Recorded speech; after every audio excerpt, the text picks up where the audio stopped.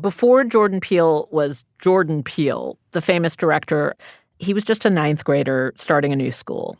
And up until this moment, I was a kid who was really afraid of monsters, of the dark, of people breaking into my apartment, all this stuff.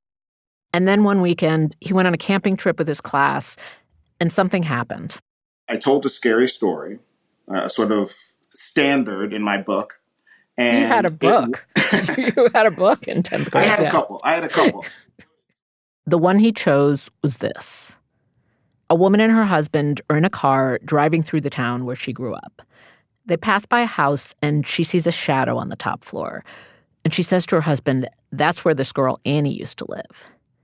Annie, the wife tells him, is this girl in school they all used to make fun of, Annie with the red hair. And then the car breaks down, and her husband goes to find a payphone. 18 minutes go by, 29 minutes go by, 45 minutes. The husband isn't back yet. And then, actually, I'm not going to tell you the ending. It's not my story to tell. But for little Jordan, it worked. I felt like I had this captive audience. And after this moment, I was able to, I just remember feeling lifted of so many fears, purged of so many fears. And I remember just feeling so liberated. This is Radio Atlantic. I'm Hannah Rosen. Jordan's fear purge, I totally get it. As a kid, I used to watch movies like The Exorcist and Damien, but only ever with my father. And at the end of each movie we watched together, I felt totally safe and calm. Horror does this for us. It helps us settle into fear as individuals, but also sometimes on a grander scale as a society. Sometimes there can be a monster that represents a collective fear, but what that monster looks like depends on who is telling the story. Today, I'm talking to Jordan Peele about what happens when Black directors and writers tell stories about their collective fears.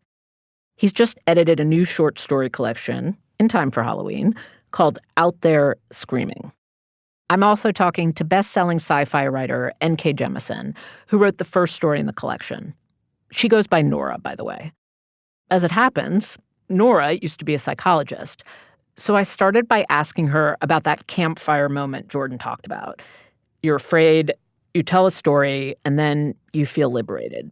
How does that actually work?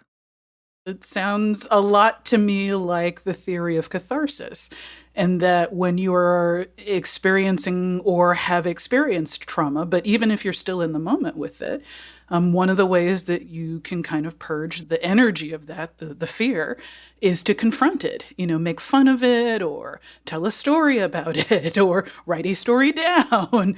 There's any number of ways where just simply confronting it and just letting yourself play with the thing that scares you can help you overcome your fear of it. So it's like a creative form of exposure therapy.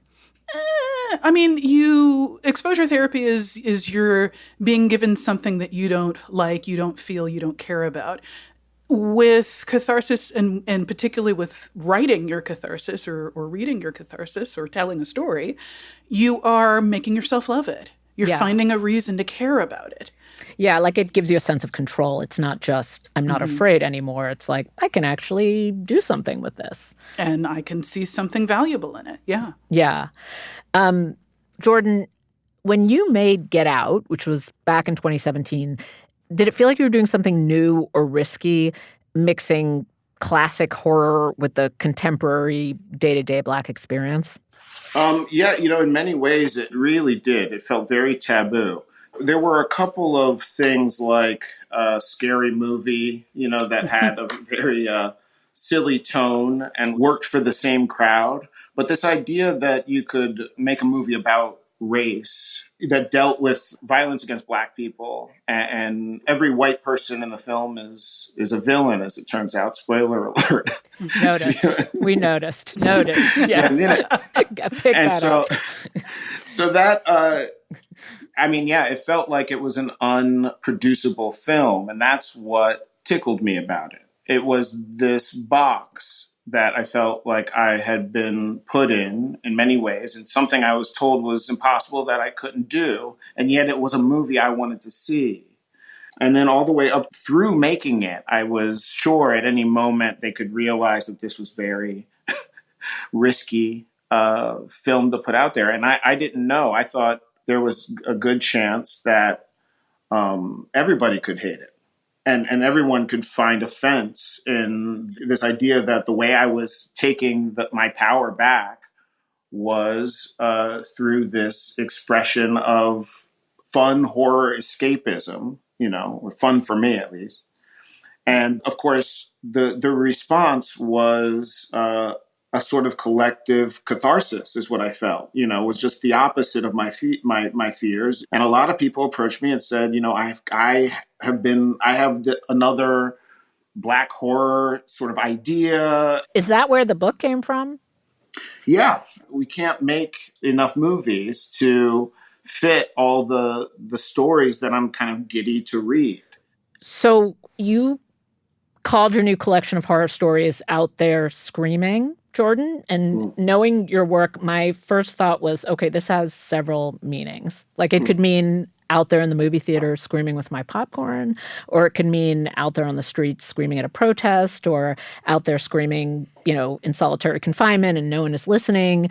Am I reading too much into the title?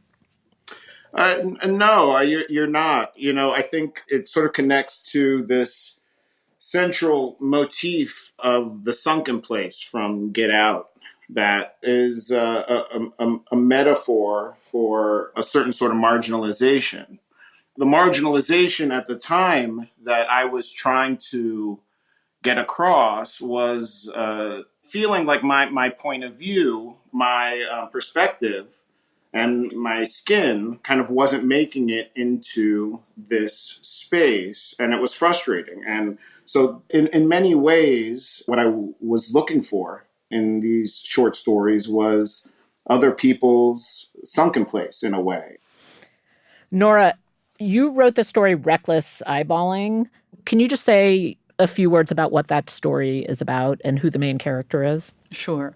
Reckless Eyeballing is from the perspective of a cop named Carl, who is a cop in a small town. He's a Black man. He's not a great person, definitely has done some bad cop things, and is part of a fairly corrupt small town police force.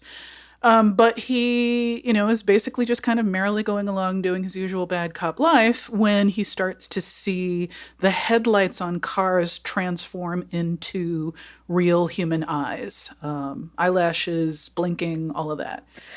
Have you guys ever seen the Volkswagen Beetles with the cute little eyes?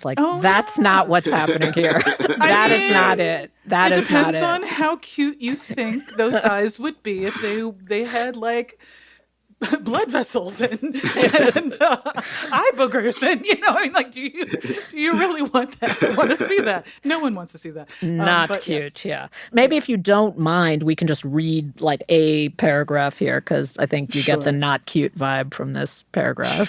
Sure. Okay. Carl started seeing the eyes a few months back. Thought they were just some new headlight fad at first. Every year there's a new one, neon rims, insectoid multiple bulbs, designs like hearts or cobra hoods. Tacky, but not illegal. These eyes, though, are far too realistic to be simply another mod. They blink. There are veins throughout the sclera, striations in the irises, boogers at the corners. On the lone occasion when Carl actually sees them manifest, plain old halogen one moment and then blink and they're blinking, Carl realizes something else. The eyes are a magical thing. Or supernatural, if there's any difference. He asks around, casually mentioning the new headlight fad to a couple of his fellow highway patrol officers, but no one has seen them. Nobody mentions freaky car eyes. It's Carl-specific magic, or blessing, or a psychic gift, just for him. When we come back, we talk about the eyes. They show up in a lot of Jordan's movies, too. That's after the break.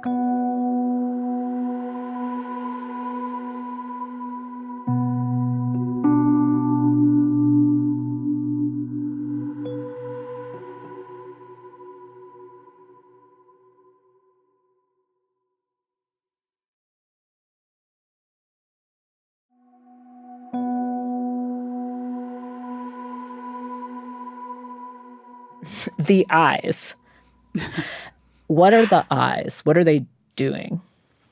I always leave room for interpretation, but I will talk about what they are for me, which is just if you were a cop, if you were a black cop, and you are still doing this work in the year of our Lord 2023, you have got to be aware of the strange space that you occupy between your role as an enforcer of systemic racism and being a person who is targeted by that role.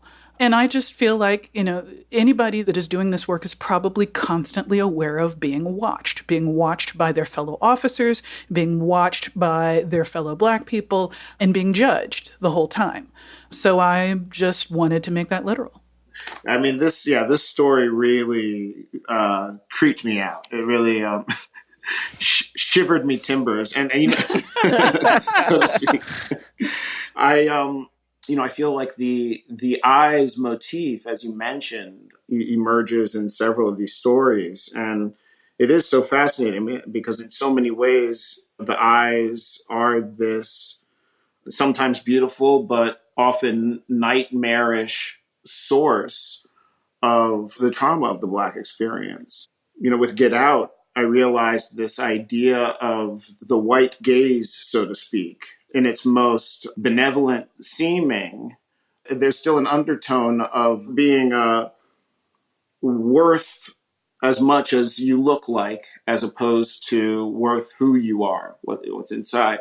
On the flip side, eyes from the Black experience this is our way of knowing the truth and being assured of the truth that we're often told isn't true. I would love to put what you guys are doing in a broader context. One common, strong interpretation of horror is that it was historically made to process white people's fears. Birth of a Nation, the character Gus, King Kong, zombie movies. It's just a fear of the dark other. And I just wonder if you're a young Black person interested in horror, is that something you pick up on a subconscious level, on a conscious level, and you want to push back against? Well, I think you pick it up on a subconscious level.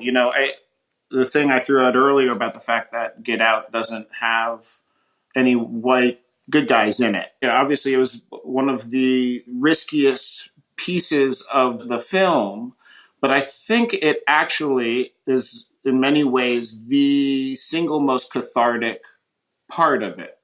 You'll note one of the kind of most classic moments is when Rose, Chris's adoring white girlfriend, says, you can't leave. I can't give you the keys, right, babe? Mm-hmm. And it all kind of dawns on you what's been right in front of you the whole time. But I think what is happening for film goers is we're so ingrained that any film that exists must have at least one good white person so that the white audience feels okay. Mm-hmm. So that they have somebody that they can say, well, that's me. I'm not racist. I relate to this person. Well, the second this movie, Get Out, removed that comfort, the film sort of showed itself for what it really was, which was a movie for Black people first. Mm-hmm. Yeah. Yeah. I'm still amazed you got that movie made. I'm delighted, but I'm still like, wow, they let this out. Yeah. Nora, I remember in a profile of you in The New Yorker, you recalled a moment when Octavia Butler was asked, why do you incorporate Black characters? And she said, just to say, hey, we're here. Mm-hmm. And your response to that is, we have to keep saying it. Do you still think that's true? Like, there's a part of me that thinks the popularity of Get Out and Jordan's movies made it clear. Like, it injected the whole genre with this whole new life and relevancy. And I wonder if you feel like we have to keep saying it. I very much do. The presence of one great Black film auteur in horror is not enough. We need We need terrible Black films. We need, this is the thing that I've been saying, kind of in every medium. But we will have arrived when we can put out just as much mediocre crap as white creators do. And it's simply because right now, you're seeing our best and brightest. You're seeing our most exceptional. But that doesn't mean we've arrived. That means the door has just cracked open. That's amazing. I feel like that's the perfect place to end on a rousing call for mediocre crap. That's where we'll stop this. All right. Thank you both so much. Thank you. Happy Halloween. Thank you. Thanks. Bye. Thank you. To you too. All right. This episode was produced by Ethan Brooks. It was engineered by Rob Smirsiak. Fact-checking by Isabel Cristo. The executive producer of Atlantic Audio is Claudine Abade, and our managing editor is Andrea Valdez. I'm Hannah Rosen, and we'll be back next week.